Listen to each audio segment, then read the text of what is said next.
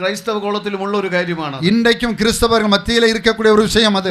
അവരുടെ ബദ്ധപ്പാട്, அவர்களுடைய அந்த அவசரம், അവരുടെ ബഹളം, அவர்களுடைய ஆர்ப்பாட்டம், അവരുടെ ജൽപ്പനം, அவர்களுடைய ஆட்டம் பாட்டம், ആവർത്തിച്ചുള്ള വാക്കുകൾ, அவர்கள் மீண்டும் மீண்டும் சொல்லக்கூடிய അത് வார்த்தைகள் ക്രിസ്തീയമല്ല പ്രിയപ്പെട്ടവരെ. அதுவல்ல கிறிஸ்தவம். ഇന്ന് അനേകർ അത് ക്രൈസ്തവമാണെന്ന് വിചാരിക്കുന്നു. இன்றைக்கு அநேக மக்கள் அதுதான் கிறிஸ்தவம் என்று நினைக்கிறார்கள். അതല്ല ആത്മീകം. ஆனா அதுவல்ல ஆவிக்குரிய தன்மை. വാക്കുകളുടെ പെരുപ്പമല്ല, வார்த்தையினுடைய ஜாலம் அல்ல, അത് ബാലിന്റെ ഉപദേശമാണ്. அது பாகானுடைய உபதேசமாய் അത് இருக்கிறது. പിന്നീട് ക്രൈസ്തവ കോളത്തിലേക്ക് നിർഭാഗ്യവശാൽ വന്നതാണ്. அபத்தவசமாக அது கிறிஸ்தவ வட்டாரத்துக்குள்ளே நுழைந்து விட்டது. അനാവശ്യമായ ജൽപ്പനം, தேவையில்லாததான ஆர்ப்பாட்டங்கள், ഏകാഗ്രതയില്ലാത്ത വാക്കുകൾ, ஜாக்கிரதை இல்லாததான வார்த்தைகள், അർത്ഥശൂന്യമായ വാക്കുകൾ, அர்த்தமற்ற வார்த்தைகள், പുലമ്പുന്നത് പോലെ പിച്ചും പെയ്യും പറയുക. அதாவது உளறிக்கொண்டிருக்கக்கூடிய வார்த்தைகள். ഞാൻ പറഞ്ഞതല്ല, വചനത്തിലുള്ളതാണ്. இதெல்லாம் வசனத்திலே சொல்லப்பட்டிருக்கிறது. ബാലിന്റെ ആൾക്കാർ ചെയ്തതാണത്. அதெல்லாம் பாகால் தீர்க்கதரிசிகள் செய்தார்கள். എത്ര തന്ത്രപൂർവമാണ് ഇന്ന് ക്രൈസ്തവ കോളത്തിൽ സാത്താൻ അത് ഏർപ്പെടുത്തിയിരിക്കുന്നത്. இன்றைய காலகட்டங்களிலே சத்ருவாய சாத்தான் எவ்வளவு தந்திரமாக